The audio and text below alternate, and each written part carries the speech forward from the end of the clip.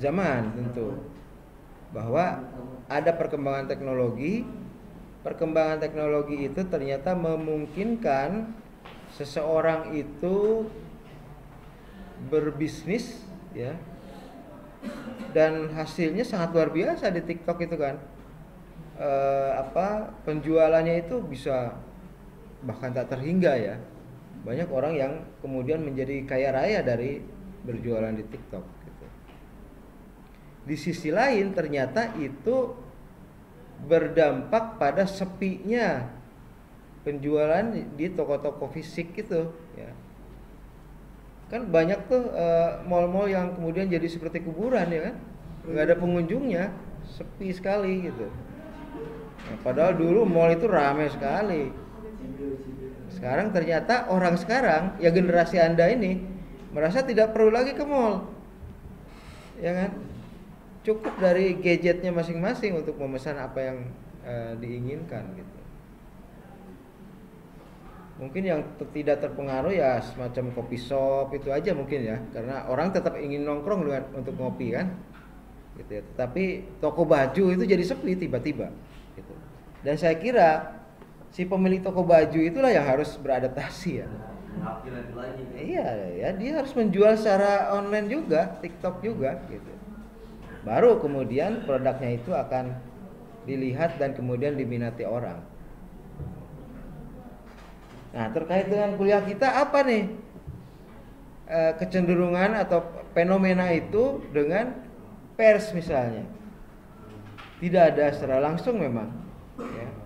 Tidak ada secara langsung kecuali misalnya ada fenomena serupa bahwa orang sekarang tidak lagi beli koran loh tiap pagi, ya. Generasi saya itu seperti pernah saya katakan, kalau nyampe kantor pagi-pagi itu ya duduk ngopi sambil baca koran. Terutama kantor penelitian, ya. Saya kan awal kerja saya itu sebagai peneliti tahun 2000 itu. Kerjaan itu ya datang ke kantor, duduk, baca koran. Segala macam koran ada, Kompas, Media Indonesia, Jakarta Post, Tempo dan lain-lain. Itu sampai jam makan siang itu bisa hanya baca itu. Sampai jam makan siang. Nah, setelah makan siang baru kemudian kalau ada rapat ya rapat, kalau ada mengerjakan sesuatu ya mengerjakan gitu, ya. Kalau lagi bikin survei atau polling ya koordinasi dengan teman-teman di daerah untuk kemudian melaksanakan polling itu, ya, survei, ya. Tetapi biasanya setengah hari itu baca gitu, ya. Saya nggak tahu orang sekarang seperti apa. Input informasi itu kan tetap perlu, apalagi di era informasi malah lebih perlu, gitu. Ya mungkin media-media online, ya, Kompas juga Kompas online itu. Saya masih bisa akses juga Kompas online karena kantor saya berlangganan kan, gitu. Tapi sebenarnya lebih enak dari kertas sih kalau untuk baca menikmati gitu, ya. Kalau dari ini kan ke mata juga lama-lama pegel juga. Gitu.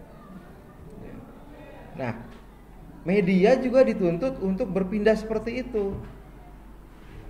Harus online juga, makanya tidak heran jika Kompas kemudian juga ada kompas.id-nya. Bahkan oplah Kompas cetaknya sudah jauh menurun, apalagi banyak juga media yang cetaknya itu udah nggak terbit lagi, mereka hanya terbit di online, gitu, ya. Dan yang ramai sekarang memang di online, ya. Banyak sekali media yang kemudian membuat talkshow online, ya. Total Politik itu koran apa itu namanya. Terus ada juga Tempo.co. Ya, Tempo yang tadinya majalah kemudian jadi ke online. Saya kira itu fenomena yang sama dengan toko baju itu. Toko baju tidak bisa hanya misalnya pagi-pagi buka gelar baju menunggu pembeli yang nggak akan datang kalau sekarang. Tapi harus proaktif, yang membuka TikTok kemudian menawarkan tuh satu-satu bajunya, ya kan. Seperti itu baru kemudian terjadi penjualan.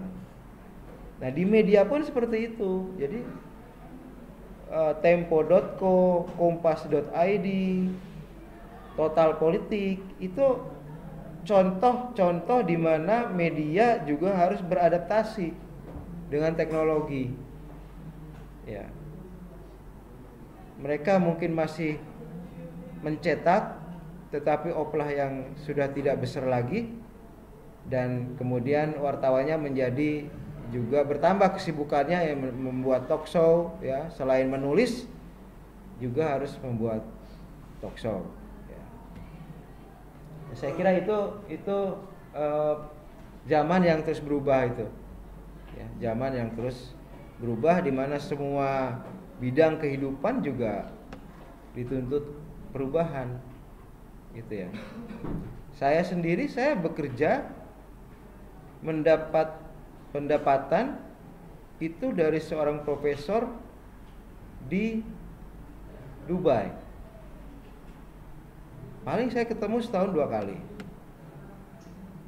Dan itu pekerjaan yang mendapatkan justru penghasilan terbesar. Dibanding mengajar ini saya hampir-hampir nggak dapat pendapatan. Nah, tetapi dengan online justru disitulah pendapatannya terbesar, karena kan dolar juga kan, dirupiahkan itu jadi besar. Pekerjaannya ringan, saya cuma mencari berita, mencari analisis terkait dengan terorisme.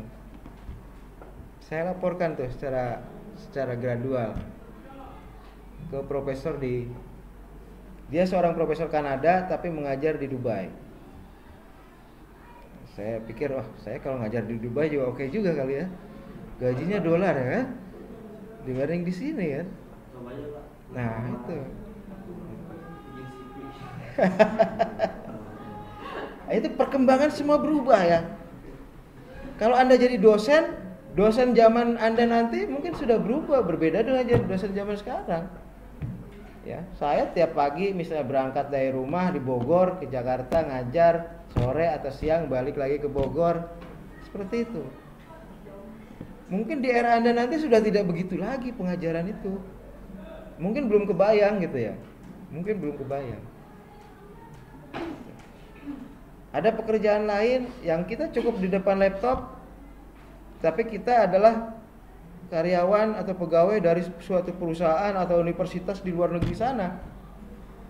Gitu ya. Banyak sekali orang-orang yang mengerjakan tugas-tugas dari perusahaan di Amerika, di Kanada, di Eropa, dan dia tetap di Indonesia.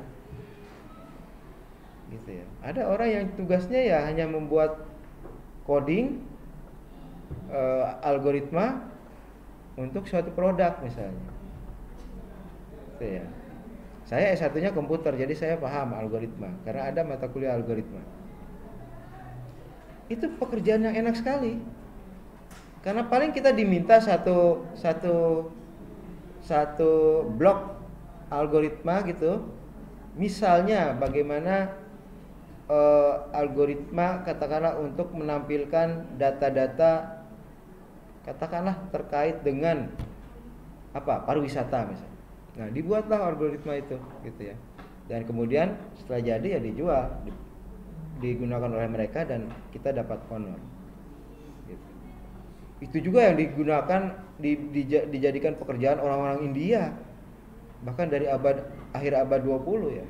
Karena internet kan sudah ada tuh tahun 2000-an awal gitu. Orang India tuh seperti itu. Mereka mendapatkan proyek dari perusahaan-perusahaan besar ya, Microsoft, Google dan lain sebagainya, dikerjakan di kotanya gitu. Itu juga yang harus Anda pikirkan nanti. Ya. Anda ingin bekerja di mana nih? Seperti apa? Nah, itu terkait dengan perkembangan ya, termasuk perkembangan yang dialami oleh pers.